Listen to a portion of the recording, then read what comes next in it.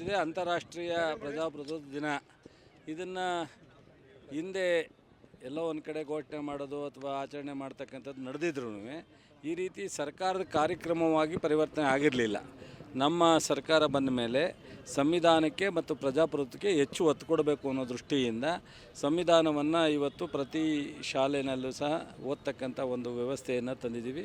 ಇವತ್ತು ಇಡೀ ರಾಜ್ಯದಲ್ಲಿ ಬೀದರಿಂದ ಚಾಮರಾಜನಗರದವರೆಗೂ ಮಾನವ ಸರಪಳಿ ಮಾಡೋದ್ರ ಮೂಲಕ ಈ ಪ್ರಜಾಪ್ರಭುತ್ವದ ಬಗ್ಗೆ ಅರಿವನ್ನು ಮೂಡಿಸ್ತಕ್ಕಂಥದ್ದು. ಯಾಕೆ ಅಂತಂದರೆ ಈಗ ಜನಪ್ರತಿನಿಧಿಗಳನ್ನ ಆಯ್ಕೆ ಮಾಡ್ತಕ್ಕಂಥ ಶಕ್ತಿ ಇರ್ತಕ್ಕಂಥದ್ದು, ಅವಕಾಶ ಇರ್ತಕ್ಕಂಥದ್ದು ಎಲ್ಲವೂ ಸಹ ಜನರಿಗೇನೆ. ಆದರೆ ಆದಮೇಲೆ ನಾವು ಇಂಥವ್ರನ್ನ ಆಯ್ಕೆ ಮಾಡಬಾರ್ದು, ಈ ಸರ್ಕಾರ ಸರಿ ಇಲ್ಲ, MLA ಸರಿ ಇಲ್ಲ, ಮಂತ್ರಿ ಸರಿ ಇಲ್ಲ ಅಂತ. ಆದರೆ ಆಯ್ಕೆ ಮಾಡ್ತಕ್ಕಂಥವರು ತೀರ್ಮಾನ ಅಂತಿಮ ಆದ್ದರಿಂದ ಆಮೇಲೆ 5 ವರ್ಷಕ್ಕೆ ಒಂದು ಬಾರಿ ಕೊಟ್ಟಿರೋದ್ರಿಂದ ಈಗ ಅಧಿಕಾರಿಗಳಿಗೆ ಒಂದು ಸಲ ಸೇರಿದ್ರೆ ಅವರು 30 ವರ್ಷ 58 ವರ್ಷವರೆಗೂ ಸರ್ವಿಸ್ ಇರ್ತಾರೆ. ಯಾಕೆ ಜನಪ್ರತಿನಿಧಿಗಳನ್ನ ಅಷ್ಟು ಮಾಡ್ಬೋದಾಯ್ತಲ್ಲ ಸಂವಿಧಾನದಲ್ಲಿ?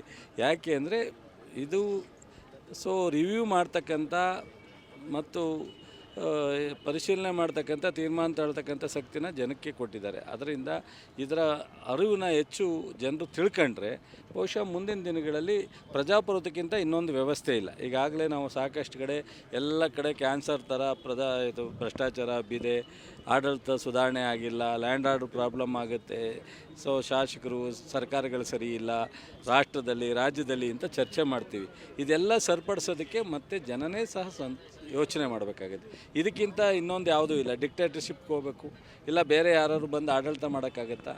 ಅದರಿಂದ ಈ ಒಂದು ಪ್ರಜಾಪ್ರಭುತ್ವದ ದಿನವನ್ನು ನಾವು ಸೆಪ್ಟೆಂಬರ್ 15ರಂದು ಆಚರಣೆ ಮಾಡೋದ್ರ ಜೊತೆಗೆ ಎಲ್ರಿಗೂ ಹೆಚ್ಚಿನ ತಿಳುವಳಿಕೆಯನ್ನು ಕೊಡಬೇಕು.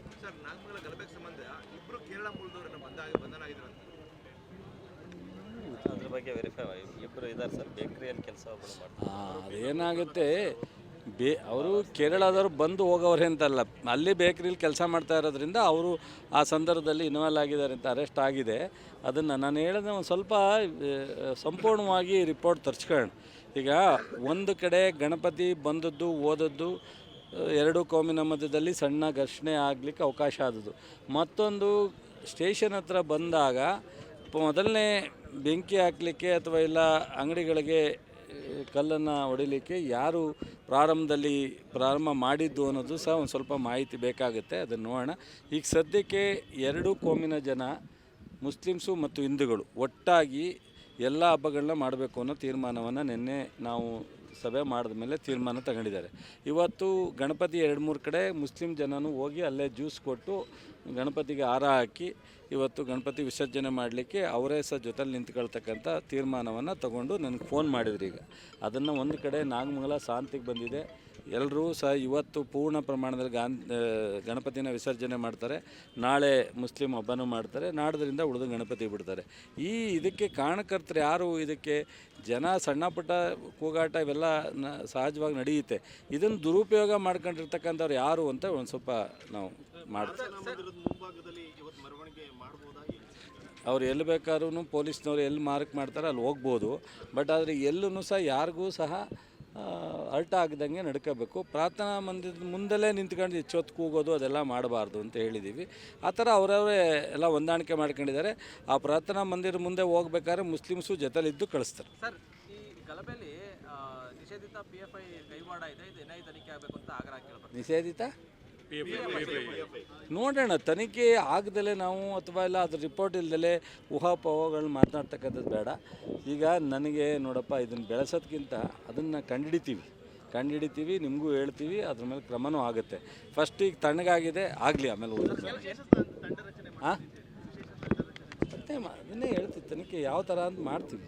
ನಿನ್ನೆ ಮುಖ್ಯಮಂತ್ರಿಯವ್ರ ಜೊತೆ ಮಾತಾಡಿದ್ದೀನಿ. ರಾಜ್ಯದಲ್ಲಿ ಯಾರನ್ನಾರೋ ಒಬ್ಬರನ್ನ ವಿಶೇಷ ತನಿಖೆ ಮಾಡೋದಾ, CIDಯಿಂದ ಕೊಡಿಸೋದ ಅಥವಾ ಜಿಲ್ಲಾಡಳಿತದಿಂದ ರಿಪೋರ್ಟ್ ತರಿಸೋದ, ನಾನು CM ಜೊತೆ ಮಾತಾಡ್ಬಿಟ್ಟು ತೀರ್ಮಾನ ಮಾಡ್ತೀನಿ. SIT ಅಂತ ಹೋಗಲ್ಲ, ಅಷ್ಟೊಂದೇನು ಅವಶ್ಯಕತೆ ಇಲ್ಲ. ನೋಡೋಣ, ಮಾತಾಡ್ಬಿಟ್ಟು. ಇದು ಯಾಕೆ ಪ್ರಜಾಪ್ರಭುತ್ವ ಕೇಳ್ತಾ ಇದೆಯಲ್ಲೋ? ಈಗ ಒಬ್ಬ ಶಾಸಕರು ಗೊತ್ತು, ಅವರ ಬ್ಯಾಕ್ಗ್ರೌಂಡ್ ಎಲ್ಲ ನಿಮಗೂ ಗೊತ್ತು, ನಮಗೂ ಗೊತ್ತು.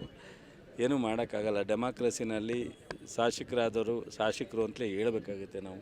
ಅವ್ರ ಬ್ಯಾಕ್ಗ್ರೌಂಡ್ ಸರಿ ಇಲ್ಲ ಅಂದರೆ ಅವ್ರು ಸರಿ ಇಲ್ಲ ಅಂತ ಹೇಳೋಕ್ಕಾಗಲ್ಲ. ಅವರು ನಡ್ಕೊಂಡ್ರೋ ನಡವಳಿಕೆ, ಮಾತುಕತೆ, ಅವ್ರು ಮಾತನಾಡಿರೋ ರೀತಿ, ಜಾತಿ ನಿಂದನೆ ಒಂದೇ ಅಲ್ಲ, ಎಲ್ಲ ರೀತಿಯಲ್ಲಿ ಅಸಭ್ಯವಾಗಿದೆ. ಸೊ ಇದು ಯಾರಿಗೂ ಶೋಭೆ ತರುವಂಥ ವಿಚಾರ ಅಲ್ಲ. ಯಾವ ಜನಪ್ರತಿನಿಧಿಗಳು ಈ ಥರ ನಡ್ಕೋಬಾರ್ದು. ಅದನ್ನು ಅವ್ರು ಕಂಪ್ಲೇಂಟ್ ಕೊಟ್ಟಾಗ ಇಷ್ಟೊಂದು ದೊಡ್ಡ ಯಾರೋ ಸಾಮಾನ್ಯ ಒಬ್ಬ ಕಾರ್ಯಕರ್ತ, ಸಾಮಾನ್ಯ ಜನ ಮಾಡಿದಾಗ ಗೊತ್ತಿಲ್ಲದಲೇ ಮಾತಾಡೋರು ಅಂತ ಅನ್ಬೋದು. ಸೊ ಈ ಥರ ಒಬ್ಬ ಜನಪ್ರತಿನಿಧಿ ಮಾತಾಡಿದ್ರೆ ಅದನ್ನು ನಾವು ಅಶೋಕ್ ಅವರು ಡಿಪೆಂಡ್ ಮಾಡ್ಕೋತಾರೆ ಅಂದರೆ BJPಗೆ ಏನು ವ್ಯವಸ್ಥೆನಲ್ಲಿ ನಂಬಿಕೆ ಇದೆ ಅನ್ನೋದು ನನಗೆ ಅರ್ಥ ಆಯ್ತಾಯಿಲ್ಲ. ಅಶೋಕ್ಗೆ ಈ ತಪ್ಪಿತಸ್ಥರು ಅವರು ಭಾಗಿಯಾಗಕ್ಕೆ ರೆಡಿಯಾಗಿದ್ದಾರೆ, ಗೊತ್ತಿಲ್ಲ ನನಗೆ. ಬರೀ ಆಡಿಯೋ ಅವ್ರದ್ದೇ ಇದೆಯಲ್ರಿ. ಕಂಪ್ಲೇಂಟ್ ಕೊಟ್ಟರೋರು ಚೆಲುವರಾಜ್ ಅಂತಲೇ ಯಾರೋ ವೇಣು ನಾಯಕ ಅಂತ ಗುತ್ತಿಗೆದಾರರು, ಬೇಲು ನಾಯಕ ಅಂತ ಅವರೇ ಕಂಪ್ಲೇಂಟ್ ಕೊಟ್ಟವ್ರಲ್ಲ. ನಾವೇನು ಸೃಷ್ಟಿ ಮಾಡೋವಂಥದ್ದೇನಿದೆ? ಒಳ್ಳೆ ತಮ್ಮ ಎಲ್ಲನೂ ಕಾಂಗ್ರೆಸ್ ಸರ್ಕಾರಕ್ಕೆ ಅವ್ರಿಗೆ ಏನಾಗ್ಬಿಟ್ಟಿದೆ ಅಂದರೆ ಸಹಿಸ್ಕೊಳ್ಳೋಕ್ಕೆ ಆಗ್ತಾಯಿಲ್ಲ. ನಾವು ಮಾಡ್ತಾ ಇರೋ ಅಭಿವೃದ್ಧಿ ಕೆಲಸ, ನಾವು ಕೊಡ್ತಾ ಇರತಕ್ಕಂಥ ಕಾರ್ಯಕ್ರಮ 5 ವರ್ಷ ಸುಮ್ಮನಿರೋಕ್ಕೆ ಹೇಳ್ರಿ, ಜನ ತೀರ್ಮಾನ ತಗೋತಾರೆ. ಮುಂದಕ್ಕೆ ಇವರು ನಮಗಿಂತ ಒಳ್ಳೆ ಕೆಲಸ ಹಿಂದೆ ಮಾಡಿದರು, ನಾವು ಅವ್ರಿಗಿಂತ ಸರಿ ಇಲ್ಲ ಅಂತ ಅಂದಾಗ ಮುಂದಕ್ಕೆ ಅವ್ರಿಗೆ ತಗೋತಾರೆ. ಅವ್ರನ್ನ ಹೆಂಗೆ ಕಳಿಸ್ಬಿಟ್ಟು ಮನೆಗೆ ನಮ್ಮನ್ನು ಕೊಟ್ಟರು, ಹಂಗೆ ಅವ್ರಿಗೆ ಕೊಡುವಂಥ ಕಾಲ ಬಂದರೆ ಸಂತೋಷಪ್ಪ, ನಾವೇನು ಬೇಡ ಅನ್ನಲ್ಲ, ಬೇಜಾರು ಅನ್ನಲ್ಲ. ಸ್ವಲ್ಪ ತಾಳ್ಮೆ ತಗೊಳಕ್ಕೆ ಹೇಳಿ. ಇನ್ನೂ 1 ವರ್ಷ 4 ತಿಂಗಳಾಗಿದೆ, ಇನ್ನೂ 3 ವರ್ಷ 8 ತಿಂಗಳು ಓಡಾಡಿ ಸುಸ್ತಾಗ್ಬಿಡ್ತಾರೆ. ಈಗ ರನ್ನಿಂಗ್ ರೇಸಲ್ಲಿ ನೋಡಿದಿರಲ್ವಾ, ಪ್ರಾರಂಭದಲ್ಲಿ ಯಾರು ಓಡ್ತಾರೆ ಅವ್ರ ಕೊನೆಗೆ ನಿಲ್ಲಲ್ಲ, ಸ್ಲೋ ಆಗಿ ಹೋಯ್ತಾರಲ್ಲ, ಅವ್ನು ರನ್ನಿಂಗ್ ರೇಸ್ ಹೋಯ್ತಾನೆ. ಹಂಗೆ ಪ್ರಾರಂಭದಲ್ಲೇ ಯಾಕೆ ಇಷ್ಟೊಂದು ಸ್ಪೀಡ್ ಹೊಡ್ತಾರೆ? ನಿಮ್ಮೆಲ್ಲರಿಗೂ ಗೊತ್ತಿದೆ, ಅಂತಾರಾಷ್ಟ್ರೀಯ ಪ್ರಜಾಪ್ರಭುತ್ವ ದಿನ. ಇದನ್ನು ಹಿಂದೆ ಎಲ್ಲೋ ಒಂದು ಕಡೆ ಘೋಷಣೆ ಮಾಡೋದು ಅಥವಾ ಆಚರಣೆ ಮಾಡ್ತಕ್ಕಂಥದ್ದು ನಡೆದಿದ್ರು ಈ ರೀತಿ ಸರ್ಕಾರದ ಕಾರ್ಯಕ್ರಮವಾಗಿ ಪರಿವರ್ತನೆ ಆಗಿರಲಿಲ್ಲ. ನಮ್ಮ ಸರ್ಕಾರ ಬಂದ ಮೇಲೆ ಸಂವಿಧಾನಕ್ಕೆ ಮತ್ತು ಪ್ರಜಾಪ್ರಭುತ್ವಕ್ಕೆ ಹೆಚ್ಚು ಒತ್ತು ಕೊಡಬೇಕು ಅನ್ನೋ ದೃಷ್ಟಿಯಿಂದ ಸಂವಿಧಾನವನ್ನು ಇವತ್ತು ಪ್ರತಿ ಶಾಲೆಯಲ್ಲೂ ಸಹ ಓದ್ತಕ್ಕಂಥ ಒಂದು ವ್ಯವಸ್ಥೆಯನ್ನು ತಂದಿದ್ದೀವಿ. ಇವತ್ತು ಇಡೀ ರಾಜ್ಯದಲ್ಲಿ ಬೀದರಿಂದ ಚಾಮರಾಜನಗರದವರೆಗೂ ಮಾನವ ಸರಪಳಿ ಮಾಡೋದ್ರ ಮೂಲಕ ಈ ಪ್ರಜಾಪ್ರಭುತ್ವದ ಬಗ್ಗೆ ಅರಿವನ್ನು ಮೂಡಿಸ್ತಕ್ಕಂಥದ್ದು. ಯಾಕೆ ಅಂತಂದರೆ ಈಗ ಜನಪ್ರತಿನಿಧಿಗಳನ್ನ ಆಯ್ಕೆ ಮಾಡ್ತಕ್ಕಂಥ ಶಕ್ತಿ ಇರ್ತಕ್ಕಂಥದ್ದು, ಅವಕಾಶ ಇರ್ತಕ್ಕಂಥದ್ದು ಎಲ್ಲವೂ ಸಹ ಜನರಿಗೇನೆ. ಆದರೆ ಆದಮೇಲೆ ನಾವು ಇಂಥವ್ರನ್ನ ಆಯ್ಕೆ ಮಾಡಬಾರ್ದು, ಈ ಸರ್ಕಾರ ಸರಿ ಇಲ್ಲ, MLA ಸರಿ ಇಲ್ಲ, ಮಂತ್ರಿ ಸರಿ ಇಲ್ಲ ಅಂತ. ಆದರೆ ಆಯ್ಕೆ ಮಾಡ್ತಕ್ಕಂಥವರು ತೀರ್ಮಾನ ಅಂತಿಮ ಆದ್ದರಿಂದ, ಆಮೇಲೆ 5 ವರ್ಷಕ್ಕೆ 1 ಬಾರಿ ಕೊಟ್ಟಿರೋದ್ರಿಂದ ಈಗ ಅಧಿಕಾರಿಗಳಿಗೆ ಒಂದು ಸಲ ಸೇರಿದ್ರೆ ಅವರು 30 ವರ್ಷ 58 ವರ್ಷವರೆಗೂ ಸರ್ವಿಸ್ ಇರ್ತಾರೆ. ಯಾಕೆ ಜನಪ್ರತಿನಿಧಿಗಳನ್ನ ಅಷ್ಟು ಮಾಡ್ಬೋದಾಯ್ತಲ್ಲ ಸಂವಿಧಾನದಲ್ಲಿ? ಯಾಕೆ ಅಂದರೆ ಇದು ರಿವ್ಯೂ ಮಾಡ್ತಕ್ಕಂಥ ಮತ್ತು ಪರಿಶೀಲನೆ ಮಾಡ್ತಕ್ಕಂಥ, ತೀರ್ಮಾನ ತಗೊಳ್ತಕ್ಕಂಥ ಶಕ್ತಿನ ಜನಕ್ಕೆ ಕೊಟ್ಟಿದ್ದಾರೆ. ಅದರಿಂದ ಇದರ ಅರಿವನ್ನ ಹೆಚ್ಚು ಜನರು ತಿಳ್ಕೊಂಡ್ರೆ ಬಹುಶಃ ಮುಂದಿನ ದಿನಗಳಲ್ಲಿ ಪ್ರಜಾಪ್ರಭುತ್ವಕ್ಕಿಂತ ಇನ್ನೊಂದು ವ್ಯವಸ್ಥೆ ಇಲ್ಲ. ಈಗಾಗಲೇ ನಾವು ಸಾಕಷ್ಟು ಕಡೆ ಎಲ್ಲ ಕಡೆ ಕ್ಯಾನ್ಸರ್ ಥರ ಭ್ರಷ್ಟಾಚಾರ ಬಿದೆ, ಆಡಳಿತ ಸುಧಾರಣೆ ಆಗಿಲ್ಲ, ಲ್ಯಾಂಡ್ ಆರ್ಡರ್ ಪ್ರಾಬ್ಲಮ್ ಆಗುತ್ತೆ. ಶಾಸಕರು, ಸರ್ಕಾರಗಳು ಸರಿ ಇಲ್ಲ ರಾಷ್ಟ್ರದಲ್ಲಿ, ರಾಜ್ಯದಲ್ಲಿ ಅಂತ ಚರ್ಚೆ ಮಾಡ್ತೀವಿ. ಇದೆಲ್ಲ ಸರಿಪಡಿಸೋದಕ್ಕೆ ಮತ್ತೆ ಜನನೇ ಸಹ ಯೋಚನೆ ಮಾಡಬೇಕಾಗುತ್ತೆ. ಇದಕ್ಕಿಂತ ಇನ್ನೊಂದು ಯಾವುದೂ ಇಲ್ಲ. ಡಿಕ್ಟೇಟರ್ಶಿಪ್ಗೆ ಹೋಗಬೇಕು, ಇಲ್ಲ ಬೇರೆ ಯಾರು ಬಂದು ಆಡಳಿತ ಮಾಡೋಕ್ಕಾಗತ್ತಾ? ಅದರಿಂದ ಈ ಒಂದು ಪ್ರಜಾಪ್ರಭುತ್ವದ ದಿನವನ್ನು ನಾವು ಸೆಪ್ಟೆಂಬರ್ 15ರಂದು ಆಚರಣೆ ಮಾಡೋದ್ರ ಜೊತೆಗೆ ಎಲ್ರಿಗೂ ಹೆಚ್ಚಿನ ತಿಳುವಳಿಕೆಯನ್ನು ಕೊಡಬೇಕು.